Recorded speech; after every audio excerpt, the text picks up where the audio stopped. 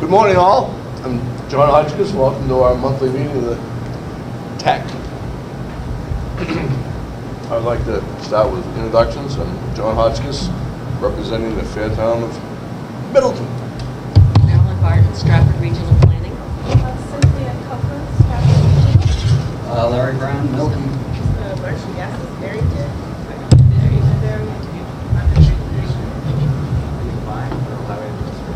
Paul Lockwood, Department of Environmental Services. Martin LaFerry, Town of Farmington. Ed Comeau, Brookfield. Wally Dunham, Madbury. Thank you all for coming. Wait, this Sorry, is... I'm Colin Letts. SRPC recently took on the role of transportation planner. Oh, welcome aboard. In fact, you're going to be speaking before long here. First item beyond that is staff communications. First, Cynthia, please. Yes, well, Colin just introduced himself, but I also want to say Colin's been with us since March. And he's been helping us with our regional master plan. And so he applied for the job as transportation planner to replace Mark, and we hired him, and he's going to be starting in that role sort of jointly with other work that he's finishing up. So it's going to be bit by bit as we ease out of the regional master plan between now and the end of December, and then January through June will be full bore on catching up and doing metro transportation planning. So if you would like to give a bit about yourself and your background, that would be great. Sure. I'm originally from Portland, Oregon, full disclosure. My wife and I have been living in Dover and then most recently Rochester. We've been around for about 4 years. We both came to UNH for graduate programs. I studied ecosystem science and public policy, so sort of the link between the science world and the decision-making world. So that's kind of brought me toward how decisions are made at a local level, and that kind of got me into planning. So how people take information and make their communities better, or make decisions for their local community based on that knowledge. And 4 years ago wouldn't have seen myself becoming a transportation planner, but I'm looking forward to it, and looking forward to getting to know the cast of characters in the area, in our communities and so forth. Of which there are many. Yes. Thank you. Marilyn, any communications? Sure, I just wanted to remind any policy and commissioner members that are here that our next policy meeting will be on Friday, September 19th, and our commissioners meeting will be on Thursday night, September 25th, and that will be, both those meetings will be here. And there'll be information coming out in the next week or so. I have one other. Yes. So our summer interns left. They left. We thought we were going to get 13 weeks for the first time this summer, and they did what they always do. They always forget that they haven't taken a week of vacation yet before they start. So they ease out the 1 week before we really think. So we had 4 people working 12 weeks, and we accomplished a lot of work.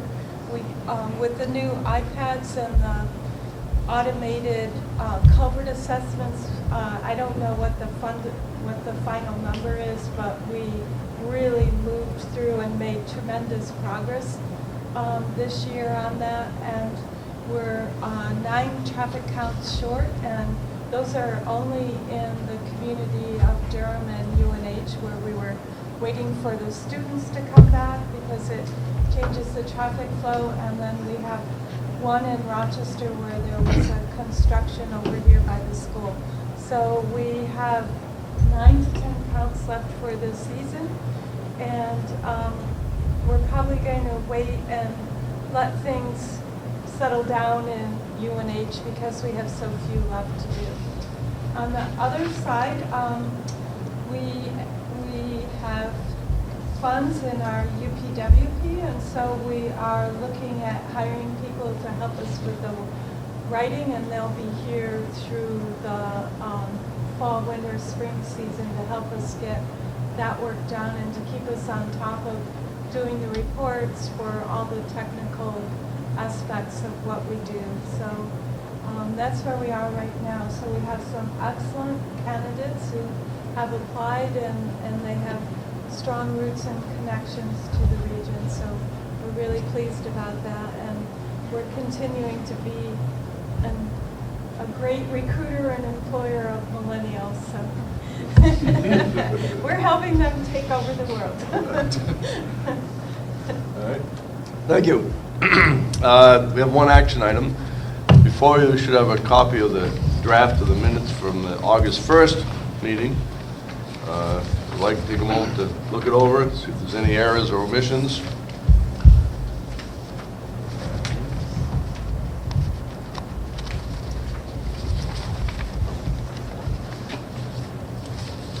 Oh, I have one. Okay. Dave Shackles can't make a motion and second it. What's that? Which item number? 4.1. Oh, no, you're right. I'll have to revisit that. Thank you. Okay. Okay. So there's one correction. He probably made one or the other, but not both. No.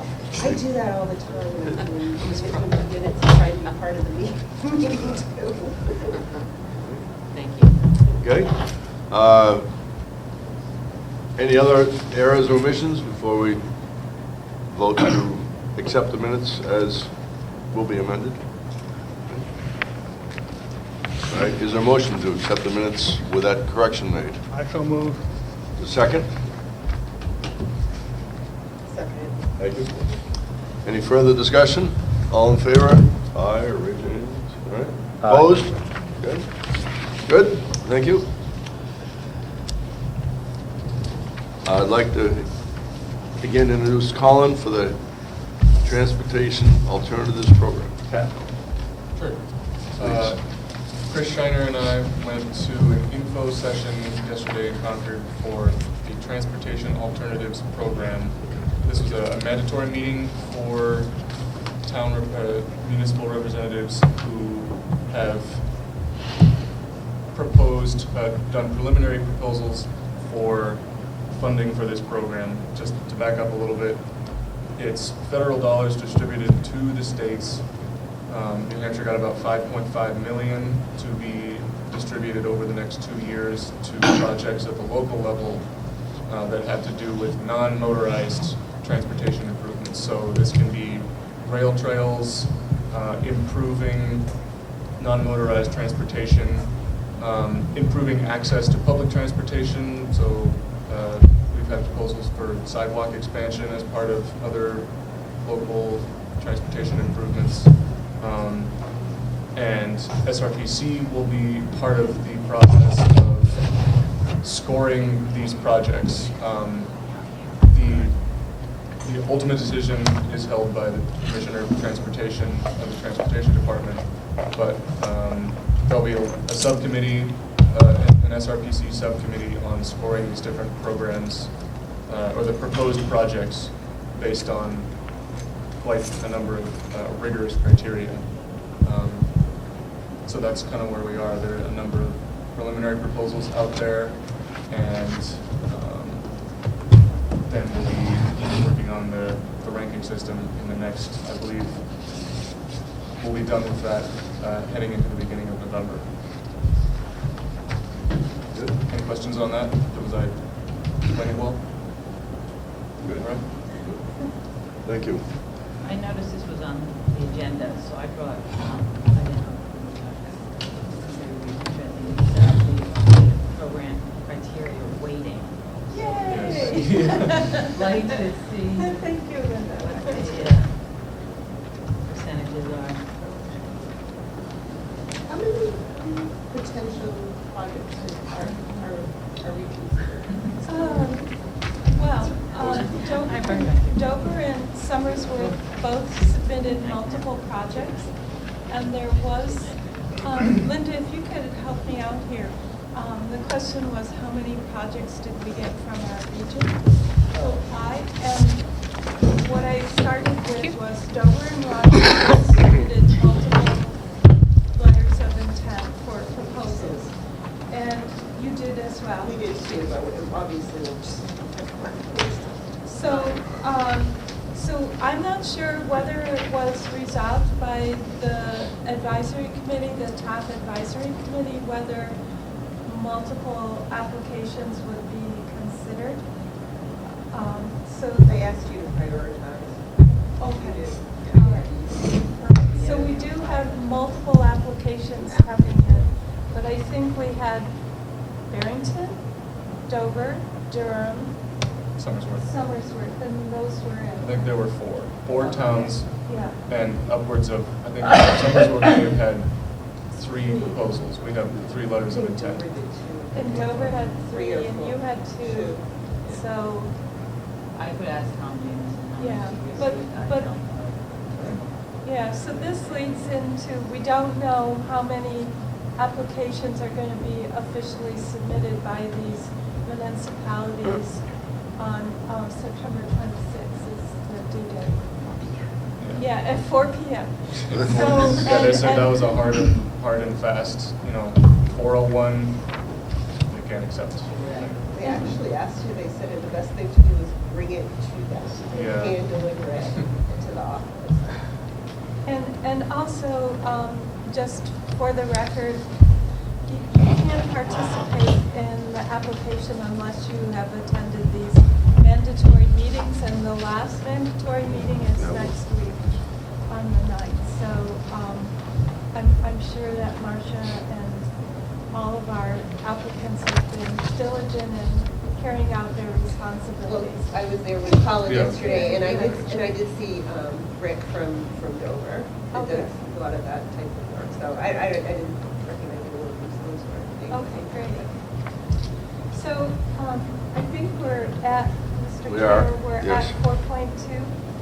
So obviously, we can't have a volunteer from a participating community that's going to be submitting an application.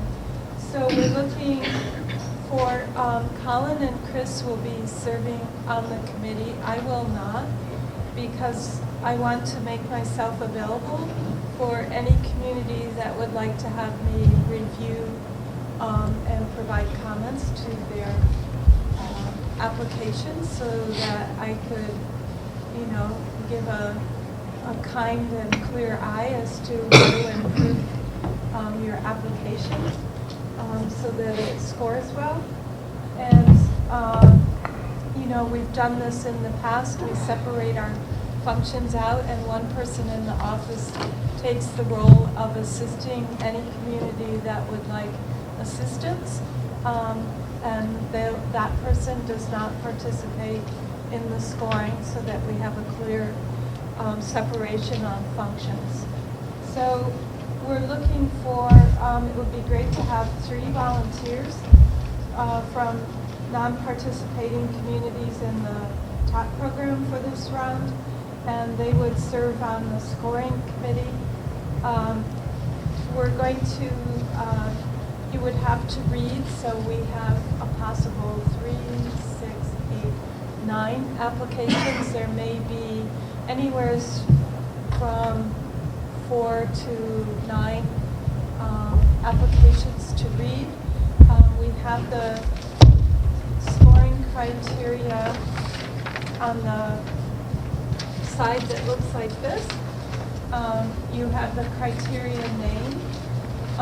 So we have safety, potential for success, socioeconomic benefits, the RPC MPO ranking, multimodal connections, and project connectivity. And then there's a description of that, and then any sub-criteria description. So the first thing that we would be doing would be to be going through these criteria and giving them the ratings that are appropriate for our region. So the last time we did this for the 10-year plan, we had very similar to the criteria weighting that DOT had, with the exception of there was an category for environmental, and our environmental category was weighted higher than other RPCs or the state DOT. So the first thing would be to go through and look at the criteria and understand them and have discussion, and then set some weighting of the criteria, and then to go through, once that's agreed upon by consensus amongst the subcommittee, then we would be moving forward and individually scoring these, combining those scores and having a discussion about finaling the weighting, and then presenting those recommendations of the subcommittee to the full TAC, and then moving those forward to the policy committee for their sign-off and sending to DOT as the final rankings from the Strafford NPO.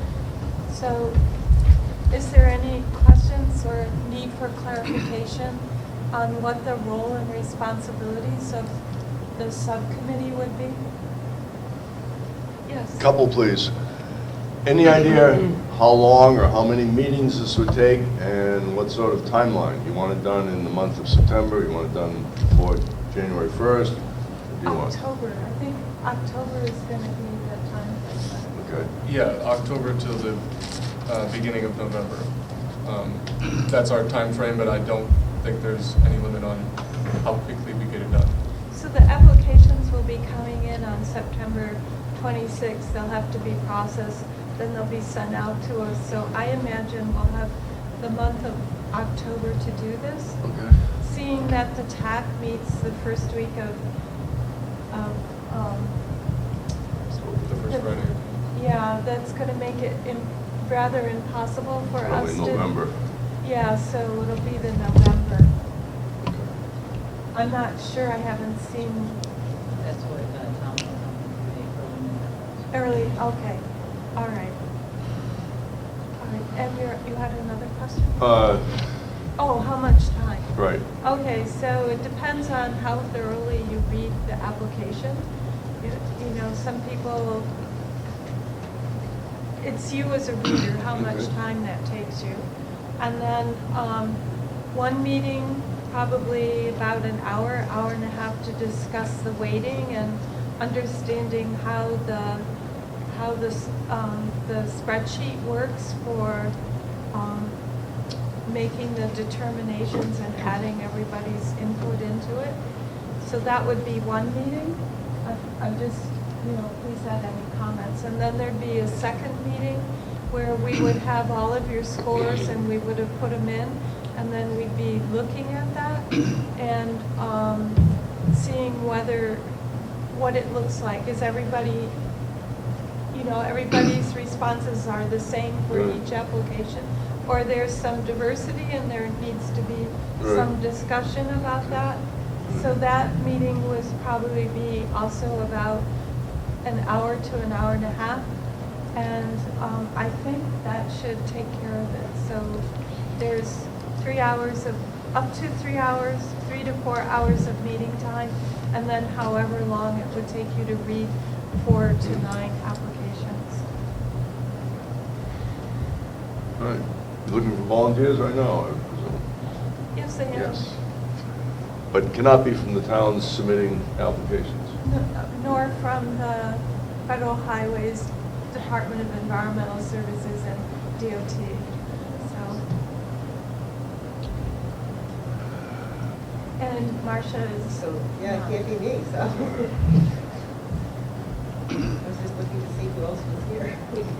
And if we don't have any volunteers, then it's going to be Colin and Chris doing this. I'm presenting it back to you. Depending on how my surgery goes, I'm interested in volunteering. Okay.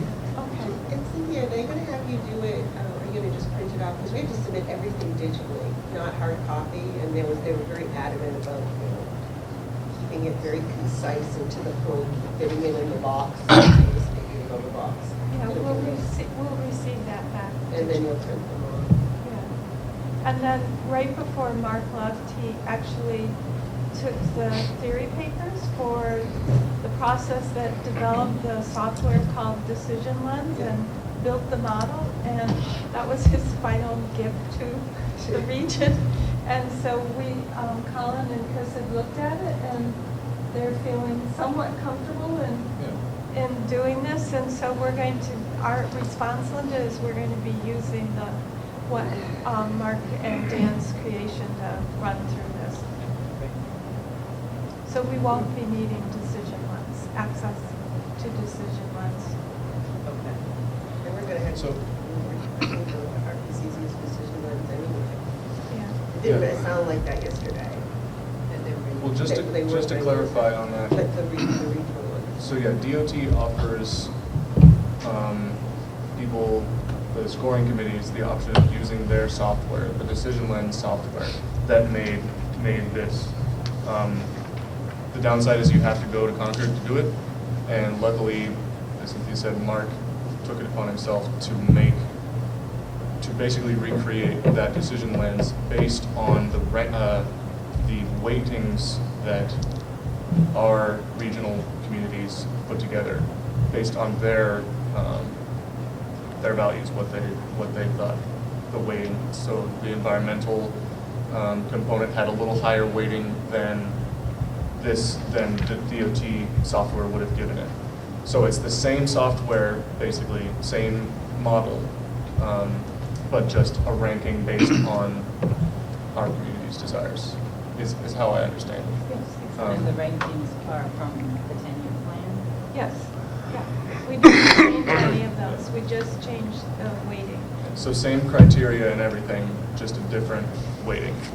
And so we look at each of the projects and plug in numbers based on the score the committee gives them, and that gives it a weight that will basically make one of these pie charts. And that helps DOT make a decision on all the projects they get. Do you think the criteria for the 10-year plan and for this program would be the same? No, they're not, but we'll change that. And so one of the tasks will be to make that change and then talk with the committee about, because I see there's economic and tourism benefit and equity, so we need to do some slight modifications. So we'll now have two programs. We'll have the one from the 10-year plan. We'll have a spreadsheet from the 10-year plan process and a spreadsheet that we'll create for the TAP program. But essentially, we're going to start from the same criteria. We're not going to change. We're not going to fight that. Good. Not reinventing the wheel. Yeah, we're not reinventing the wheel. We're just putting the spokes in different places. Just making it applicable to the region. Yeah. Or their community master plan systems. All right. Anyone interested? Can't be the communities that are submitting the applications. I'm gonna be, I'd be willing to do it, except I'm gonna be out of state from October 24th to November 5th, and that may interfere at the end. But if we get going early on, you can be there. October 24th to, November 5th, I'll be out of state. is that turkey hunting season? I'm not going into details. It's something important. Right. Well, I think we could work around that. I'm sure we'll have them before that date, so. I forgot they gave us a schedule and I forgot what it was. All right, so we have two volunteers. Thank you both. And if anyone else so desires, upon considering it, get in touch with Cynthia and get on the list. Okay? Thank you so much. Next item, please. Project updates. First Cynthia, then anyone else that has a project update. Yeah, so I'm really glad that Linda's here because we're still waiting upon the arrival of the draft numbers for the tip and stip. And so if you could update us on when we might receive the birth of the new tip, 4-year tip stip. Well, our last estimates are coming into the system, our RMS system, and we are hoping to get it out next week, if all goes well. But this is a new way of processing our STIP through our new database, RMS. So we've been running into some problems. So we're hoping, optimistic, next week it'll be coming out. All right, and if you could make sure that Chris and Colin are on your emails so that they Okay. receive these products, that would be great. Besides myself, so, thank you. So, once we receive that, Chris and Colin will begin their inaugural development of a TIP and update to the long-range metro plan, long-range plan. And that makes Mr. Levine nod his head in agreement. Thumbs up. There's two components, the TIP and the update to the long-range plan for the projects that are outside of the 4-year time frame. It's good they're starting now with our new update of the STIP, since it's a new process altogether. It's good that they're starting now to see it all brand new. Thank you. All right, so that's what I have. Okay. Anyone else have a project update? Something going on in their community? Yes. Just quickly, we submitted our engineering plans to DOT the 1st of August, and they're currently being reviewed by them. And we received word that the request for reducing the speed limit in our downtown has been approved by DOT. We appreciate the support. So it's going to be 25 miles per hour when we finally get our improvements in place. It's part of the implementation of our pedestrian improvements. Our request is going before the Traffic Control Committee of DOT, which is something new for me, but apparently they're going to be reviewing the traffic control details of the project this September. And we got some comments back on our environmental review, which are not insurmountable, and we're moving forward to correct those or address those deficiencies. And we're hoping to move forward as soon as we get the green light from DOT that we can go on to the next stage in our development. Do you have an update on the south of No, 108? other than we're going to be gearing up for a public presentation in September, and we do have our consultant on board. We submitted our first reimbursement request and enlisted quite a bit of assistance from the DOT people, and we appreciate that. And so things are moving along nicely with that project. And I guess this will take us off the endangered list as far as potential cuts from the Federal Highway Administration. Because on paper, it looks like we haven't done anything, but in actuality, we're 30% complete. This is all the town of Newmarket, I believe. Yes, I'm sorry. Yep. Yeah, I'm the town planner in Newmarket. Any other towns reporting in? Barrington is going to have a visit from FEMA on September 16th. We put in for a culvert replacement grant, which means $200,000 would come to Barrington, and they're going to do their site visit on September 16th. The other thing we're doing is we're going to be having a neighborhood meeting on Green Hill Road to discuss either renovation or replacement of the Green Hill Road Bridge in the coming years. So we're scheduling in October. Those two things we're working on. Martin, first of all, welcome to our meetings. Second, isn't there still talk or planning of replacing the bridge on South Main Street, Farmington? Yeah, we're talking about it. Anybody know where that is in terms of going to happen, not going to happen, no time soon? Okay. Okay. There was a public hearing this year. DOT had a public meeting.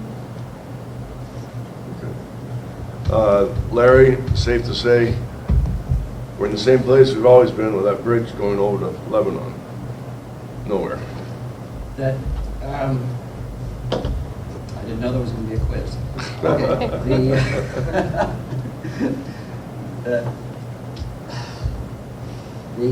The town of Milton we're in the process of putting together what will probably be an ad hoc committee rather than a CIP committee because a certain person pointed out that we never followed the RSAs in forming the first CIP. We're trying to reduce the number of warrants and trying to put a warrant in place that will bring more money into the town's own monies for that movable bridge going in.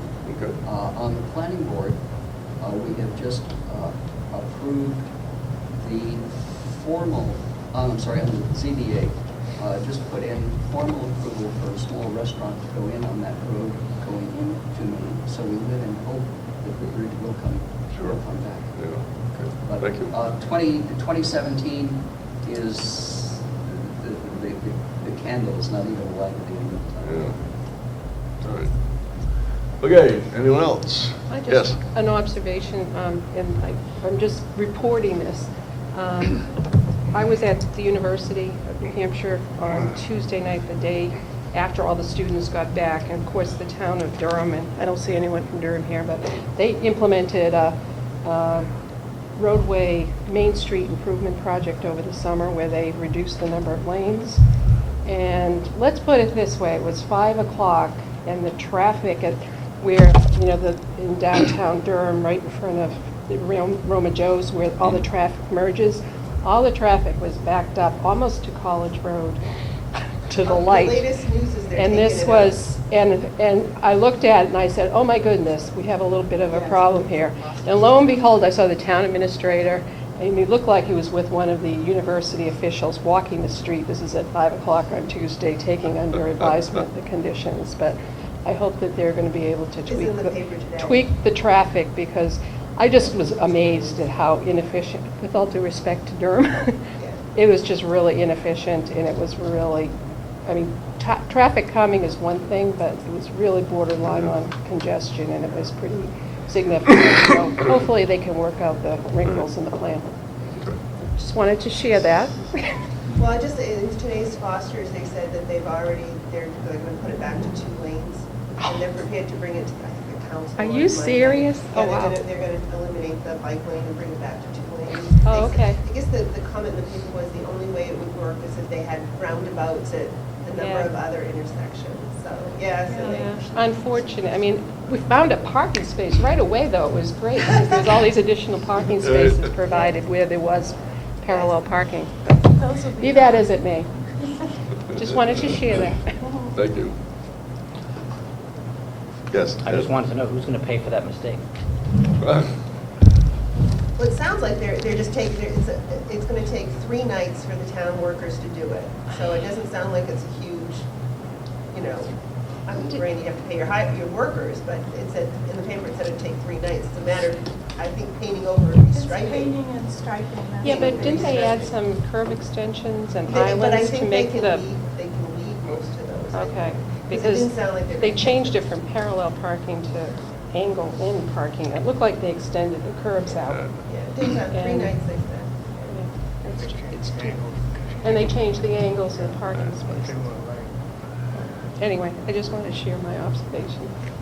All right, is there any other business to come before us before we have our They gave it a guest good speaker? try.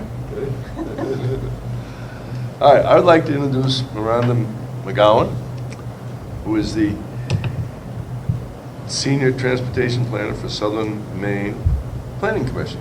All right, and I believe you're going to talk to us on a couple of different plans, and we look forward to saying good morning. Thank you. Morning, everyone. Morning. How should I do this? Well, do I need to bring that over there? Yeah, so you just plug it in right here. I would definitely need to sign it first.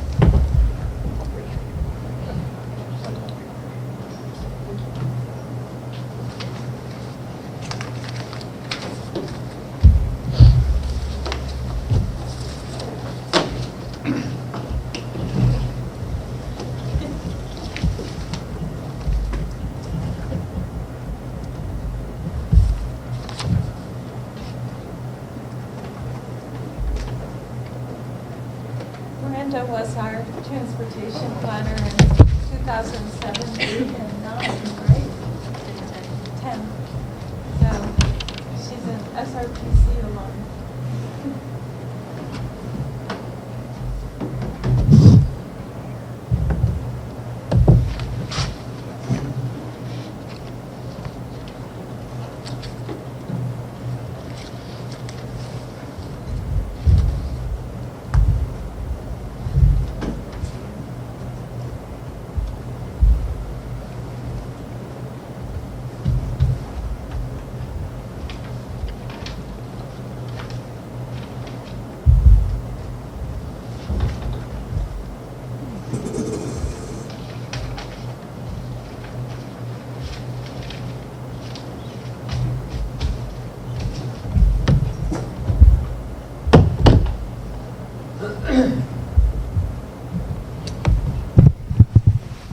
Just bear with me, I'm getting a little bit of a cold.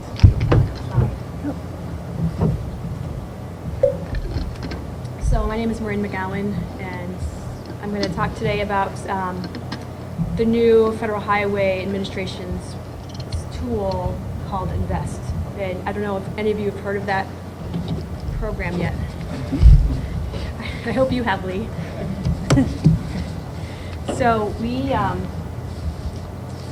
just completed a process where we updated our long-range transportation plan using Invest. And so I'm going to explain the process that we went through and what we learned, and how I think actually could be useful right here for the Strafford MPO. So, because you're all on the Technical Advisory Committee, I'm sure you're all pretty familiar with what MPOs are, but we're the MPO for the main portion of the Kittery-Portsmouth urbanized area, and even the little portion in Dover that spills into Lebanon. And so like the Strafford MPO, we coordinate regional transportation planning for the region, and we even actually do a lot of work with Strafford on coordinating different projects and programs. And so we also have a unified planning work program, a transportation improvement program, and then our long-range transportation plan. And I think the only really big difference between this MPO and the MPO in Maine is that we get a small amount of capital funds every year that our towns get to allocate themselves.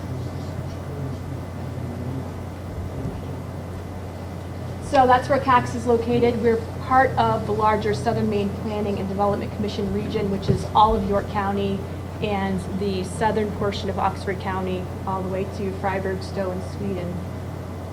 What was I going to say? I'm sure what it was. Oh, so we were, up until a year ago, called the Southern Maine Regional Planning Commission, but now we're the Southern Maine Planning, wait, I did say that right. We were the Southern Maine Regional Planning Commission, now we're the Southern Maine Planning and Development Commission. Can you name the towns that are in CAT? Oh yeah, I can. Oh, you can't hear me? Oh, okay. Sorry about that. So the towns in CACS are, it's York, Elliott, Kittery, South Berwick, and Lebanon. So that's the planning area. And then we also have a smaller capital management area, which are the roads that are eligible for capital funds.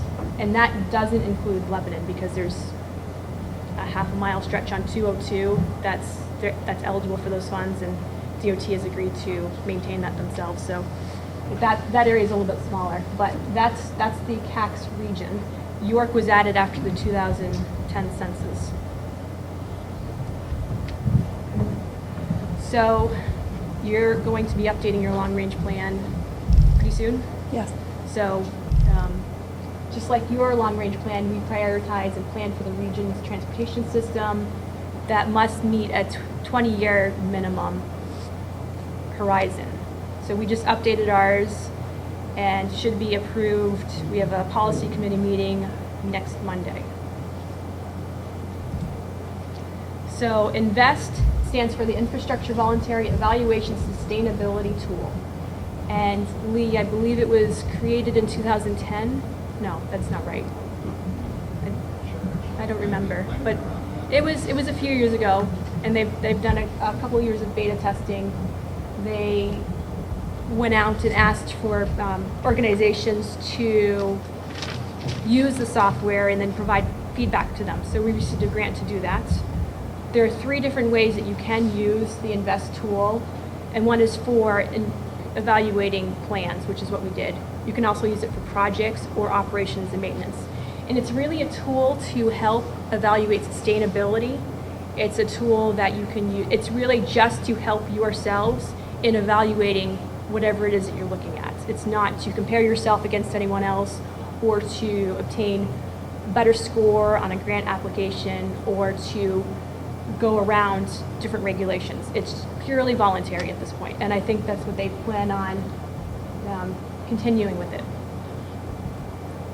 So I was hoping to do a live demonstration, but I can't get the website to work very well. But that's what it looks like. So if you're interested in learning more about it, you can get you can register an email address. It's really easy. Just make sure you keep the password because no one else will have it. So if you lose it, I don't know what the process is of getting another one. So on there, it gives you updates about the tool. It shows you who's used the tool before, how they've used it, and how you can use it. It explains the whole process of using it. So the system planning tool is about 17 different categories with 20 to 25 questions in each category. It's pretty lengthy, and it's very detailed, looking at economic development, land use, alternative modes, anything you could think of related to a long-range transportation plan is included. And again, it's all focused on sustainability. What is the website? It's sustainablehighways.org.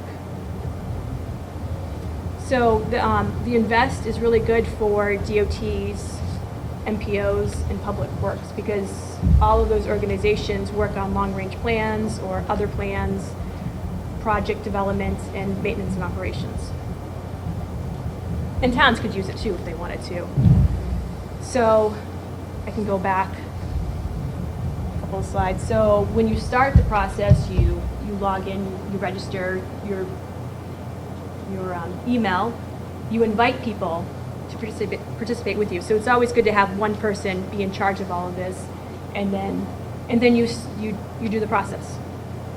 And so on the website, it will ask you the questions, and it automatically will start giving you a score as soon as you answer yes or no to a question. And so if you answer yes, you get points. If you answer no, you get no points. So Miranda, if Marcia wanted to do something in her town and there was somebody from Public Works and somebody from finances and the planner, the road agent, you could all work together? Yes, that's the whole point, is that you want to collaborate on this and not do it by yourself. I found that worked the best. So this is what the workspace looks like. And when you start the process, our situation is a little unique, but you'll have your process, and that's when you can answer the questions. It's hard to explain without seeing it working. So give me an example of something that, say, our highway department, is that something they could do with their road maintenance plan in, or culverts or anything like that, or is it just planning out, because we do have a plan for which roads get paid first, to what degree type of thing. I don't know if it can act as like a capital improvement plan. Yeah. I didn't look at those sections, but there is a section for maintenance and operations. And so I don't know if it's to help you create your plan for maintenance and operations, or if it's to evaluate how well you're doing your maintenance operations for your town.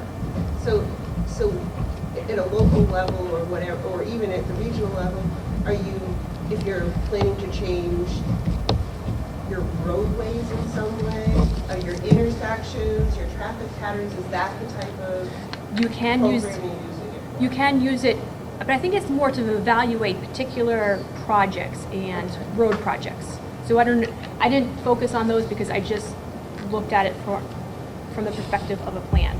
So if I'm going to take what I use and guess at what it would be for other projects, I would assume it's just to evaluate, are you doing what you're supposed to for this project? If not, how can you make it better? So I would think you could take, are you maintaining your culverts as well as you could be? When should you be doing it? I think it would help in that process, but I don't know. You can call me and we can sort of work through it and see how it Yeah, I'm how just it trying to plays wrap out. my brain around what exactly you use it for. Yeah, it's more about evaluating. You will check it out and we'll help you with it. Yeah. The website has case study. Yeah. Yeah, it's very good. Yeah. So, welcome back. Thank you. So, the sustainability is for predictive planning for financing project X. So that's what you want to get sustained funding, and you have a list of projects which will be rolling over time to certain criteria. And the questions, they are set up so that as you meet the criteria, the questions are given. That's how you build to yes. So it's a red light, green light template. Yes. And I look at it as a way to improve what you're doing. So it's not punitive. So if you're not doing something, maybe there's a reason why you're not. But if you want to be doing it, then you can change your patterns and change the behaviors. So I'm not sure. So there is asset management databases that you could use. Public Works could acquire one of those. I think this is more attuned to look at the procedures on how you run. How you would change your internal policies so that if there's a question that Now you're says, getting to what I was saying. Yeah. What are we actually doing here? yeah, there's plenty of ways you can look at asset management. And, yeah. I looked at this, I think about a year ago, when we saw a presentation on it. As I recall, wasn't there like 3 very separate sections? One of you doing like the long-range transportation plan, you can evaluate those components. Another section if you are planning a project, and then another section if you're actually doing a project, and the nuts and bolts. And Yes. each one had a series of questions, and weren't a lot of them, it was a point system. It wasn't just yes or no. It was like several possible answers and varying points for each question. There's 3 different distinct sections. There's the system planning, the project development, and the maintenance and operations. So the system planning is focused on how you use it for plans. And I think they want to focus particularly on long-range transportation plans. The second one is project development, so when you're developing a road project. And the third is focusing on maintenance and operations. I can't speak to the last 2 I mentioned, but the system planning, there's about 17 different categories. And then within that, there are questions. And so some of the questions, question A, either yes or no. And if you answer yes, sometimes you get additional questions below that. So it's a very complicated system, it seems like. It's all integrated right in there, so you don't have to do any of the adding yourself.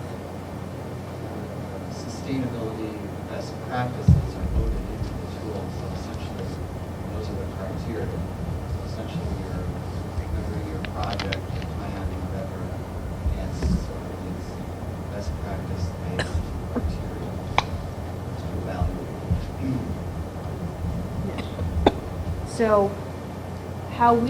So I think we're the only organization so far who's used the tool in this way, is that we went back to our old plan that was created in 2010, and we scored that plan based on the questions within the workspace. We originally wanted to, and then we actually used the scores to influence and update our plan, which we just created in 2014.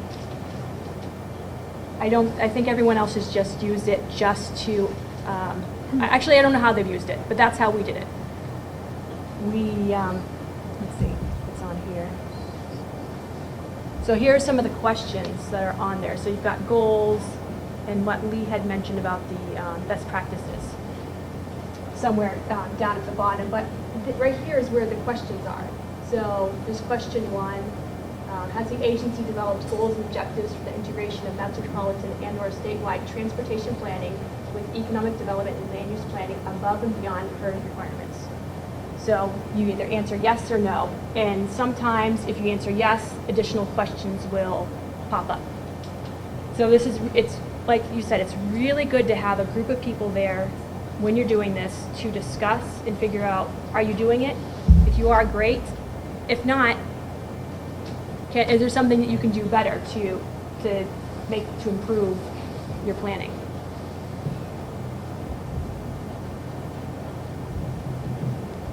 So we originally wanted to have 2 separate committees to score each of the long-range transportation plans.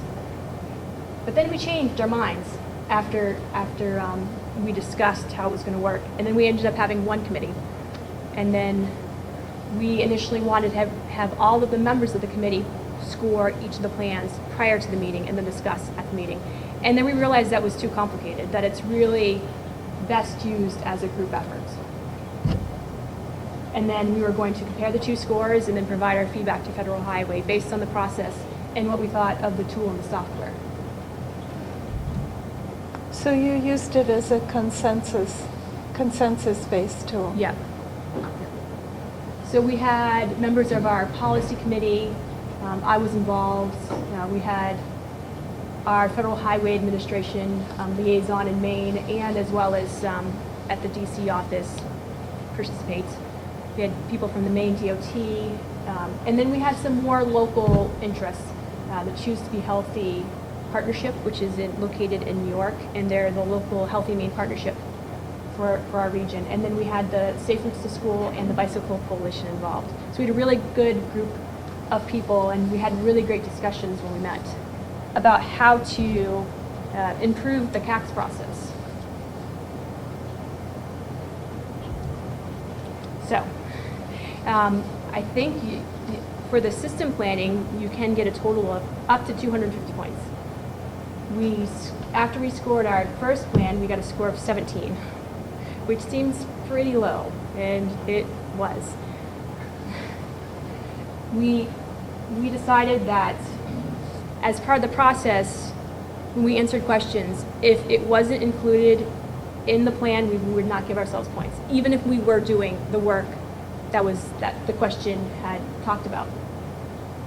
So we had a really great I think we met for about 5 hours one day to score the plan and talk about ways that we could make the plan better. So we did that. It took me a few months to update the plan based on the questions and the score from the tool, and then we came back and we got an 83 after we were finished, which is, it's better. And I think that's probably about as good as we're going to get with the way the system is set up, with the questions in questions. And if you don't get the first question right, then you don't even have a chance to answer certain questions. Does that make sense? I don't know if I explained that very well. So one of the biggest reasons we had increases in our plan was that we added performance measures, which it seemed like 25% of the questions within the tool were based on performance measures, which is a very hot topic right now, and I think will be something that we'll be using for quite a while. So Miranda, was it as simple as saying, yes, we now have performance measures, or did it go into sections of your plan and ask you individually about performance measures for bike ped, performance measures for highway? Yeah. Okay. It was much more detailed of, do you have performance measures related to safety? Are you involved with the development of the highway safety plan? It was very detailed. So if you don't have performance measures, then you really can't answer yes to anything, to any questions related to performance measures. So it's an all or nothing situation. So I'm assuming that this is based on the planning factors? It's based on a lot of things. Yeah, I would assume so. And I didn't come up with the performance measures. We had just finished a HUD project, and I took all of the performance measures from Sustain Southern Maine and added it because we're such a small MPO that I wouldn't have had time to do anything. But we assumes that we will be updating the plan in the next year to include performance measures that are based on DOT and the rest of the MPO work. So this factor about a small MPO, how much did that constrain your ability to answer yes? There were a few instances where we weren't able to answer yes to questions because they didn't relate to us, because we're a pretty small MPO. A lot of it had to do with finances and project developments that we just don't do. So, and I think that's fine. One thing that I have suggested is that they have, maybe have something for small MPOs that isn't focused on large MPO functions. Yeah. You are constrained by those wonderful bridges going into Maine. And so you are interstate. This is a national program, and it would apply to great metropolitan areas within a state, like coming into Austin or coming into Dallas. And it would also apply to, Kansas City, Missouri, and Kansas City, Kansas are the same thing, only different. So how much attention do you have to pay to New Hampshire when you work on something like this, or would you like a different question? No. I think, I don't know if there's any special attention that we pay to. Or, I'm sorry, think of the Delaware Water Gap where Route 84 goes down into Pennsylvania. Or think of that wonderful rat's nest of roads where Fort Rockland County, New York, goes down into New Jersey, and the Freeway Bridge comes across. And they would be in two states at once. So for you, every question here can relate just to internally what you have in Maine. Something that pushes you out. So I think where you're going with this, Larry, is the scale. Yeah. And the fact that they are on the I-95 corridor, that is part of CATS. It's also this disconnect in Lebanon where Milton and Lebanon, the bridge, isn't functioning. So there's various scales there. And so I think your question is about your ability to look at that at different levels. Yeah. I think we do that already. I mean, I don't think that any of the questions specifically ask if you're a by-state MPO or, if you border a state line, do you do planning work with them? I think, Cynthia, we do that already. We have our traffic incident management committee that focuses on the I-95 corridor from southern Maine into New Hampshire. We have local involvement from New Hampshire State Police and fire and police. And then we have a bunch of other things. And so I think we do that. And we're trying to formalize that process more. But I don't think it specifically, any of the questions ask about that. But I think it's a really good question, Larry, because when I look at, as a member of AMPO and serving on their technical advisory committee, I'm always shocked by how different the worlds are. And so trying to find the relevancy of how we do our work and how they do our work and where do we meet, and with something like this where we're sharing a process. So there's it seems a lot, lots of times on a national basis, I feel rather overwhelmed as a small MPO because we don't have the money coming directly to us. So we don't have the same level of responsibilities that they have. But our issues are the same issues. It's congestion, it's access, it's connectivity, it's safety. But we just address them in a different way. So finding our way through a program like this, you have to be able to think at, okay, so how would this apply at one of these really large MPOs, you know, where they have a staff of 30 to 40 people, and we're here, you know, with 1 to 3 people working on it. So, and AMPO does a really good job, and NARC as well, as having the ability for the small MPOs to meet together to discuss how they function in this federal and state system at this much smaller scale with the same parameters. Yeah, I think this tool is actually very good for small MPOs. We have a staff of 1.5, and you know I'm being the half, and updating a long-range transportation plan along with everything else that we do for the MPO as well as non-MPO towns, it's a little bit of a challenge. So this really helped us focus in on things that we were already doing but never really took the time to add to our plan.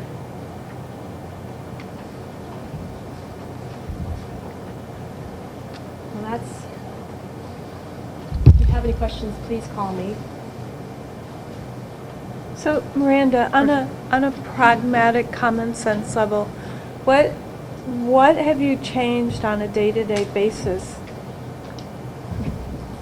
you know, as a result of participating in this that is helping you to provide better services? Well, I don't know if we've changed anything day to day yet, but I think over the long term, once we start updating other plans and other functions within the MPO, I think we're going to start seeing that trickle-down effect, but it's only been a couple of months, so I think that's yet to be determined, but I think it definitely will change how we do things. So we're also thinking of taking our performance measures that we've developed in our regional master plan and looking for applicability to the Metro plan. And I think you probably had the same funding source through HUD for Sustainable Maine. So how compatible did you see those, of moving those into other systems? To me, they seemed pretty compatible for what we needed them to be for. They're just, eventually we're going to have to fine-tune them, but I think for the purposes that we needed them for, I think they were perfect. Because they had gone through such a long process of stakeholder involvement, that they really were relevant to the region and to what our needs were. And maybe they will continue to stay the same. One more question. So, we're trying to this gives you access to an expert system, and it tells you the standards that expert system is using. Yes. That's a good summary.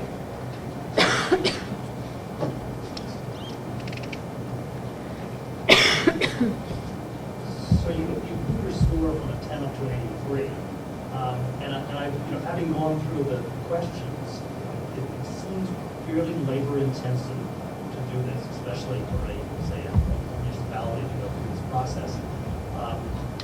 Other than the wonderful satisfaction of knowing that your plan or project has more sustainability components to it,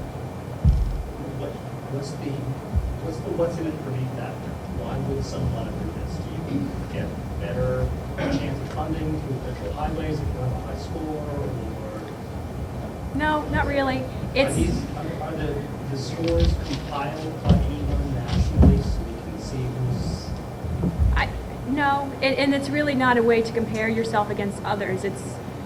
We used it, and I don't think we even really cared about the score. I mean, don't get me wrong, it's a great process with the nice environmental component, which needless to say, we appreciate it. But it seemed fairly labor intensive. Yeah, it took us, we met the first time to score the 2010 plan. We met for about 6 hours with a group of 10, really trying to figure out, and some of the questions are a little confusing, so we're trying to interpret how the best way to answer it for our region. So it will require a little work, but it all depends on if you think it's worth it. And for us, it definitely was worth it. You should look at it as kind of an above and beyond effort. It's not measuring compliance, it really has nothing to do with the requirements. It's just a tool that's out there to help people really do their own evaluations based on their own criteria. And for a small MPO like us, it was very useful because we don't have a lot of time to try to figure out what the best practices are and what we need to be focusing on. So this was able to say, well, here's what you need to focus on, and so was really helpful for us. Good. Can you just say again where the funding came from? for you to do? Yes, we got a grant through Federal Highway. And question number 2 is, do you foresee this being a mandatory tool? in the No, future? no. Not be guaranteed? Oh, no, I don't work for Federal Highway. I certainly can't guarantee that, but based on my information and discussions and involvement with the process, no. Kind of talked to the folks in Washington who developed the tool. I don't think there's never any intent in the development of it, nor is there now to make anything mandatory. Yeah, and I don't even think there's any real interest to tie it to additional funding in the future. Well, if you've done the process and there's this grant coming up and you scored this, then you'll get bonus points. I don't think there's really no talk of it other than just being a voluntary evaluation tool. That's my sense. There's no cost, it's out there at no cost, so it can be used by anybody to establish your password, like Miranda was saying. It doesn't really need funding support you don't need funding support to use the tool. Occasionally we release pilot efforts, or we have some funding to support pilot efforts. I think that's probably where you guys have the funding. Yep. So there may be future rounds to do that, to encourage the use of the tool, but otherwise there's no cost involved. Well, I mean, you're not doing that for free, you get paid, correct? So it's a cost, it's not state fee, correct? Well, yeah, what you're saying is you have your Yeah, cost so- of your employees. If you had 10 employees for 6 hours, you're 60 hours of labor time or whatever.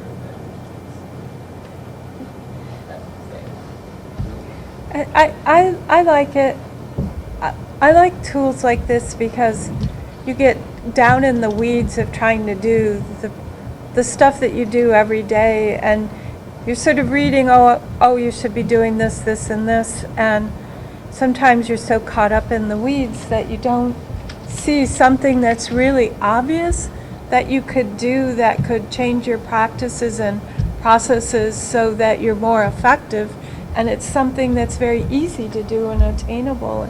And so these are just reminders of here's the standards or best practices, and are you fitting into this? And is it something you could adapt, or you're already doing and you just need to recognize and acknowledge it as part of the process and system?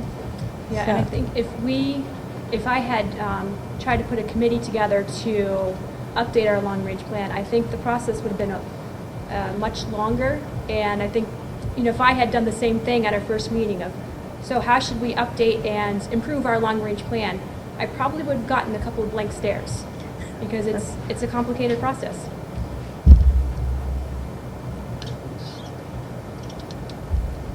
Anyone else? Thank you. Thank you so much. Nice to spend some time with us and explain this best program. All right. There's no other business. This is a moment for citizens forum. Anyone have questions that hasn't been brought up yet? All right. Seeing none, I would entertain a motion for adjournment. Motion to adjourn. Second. Second. All in favor? All right. Aye. Okay. Thank you.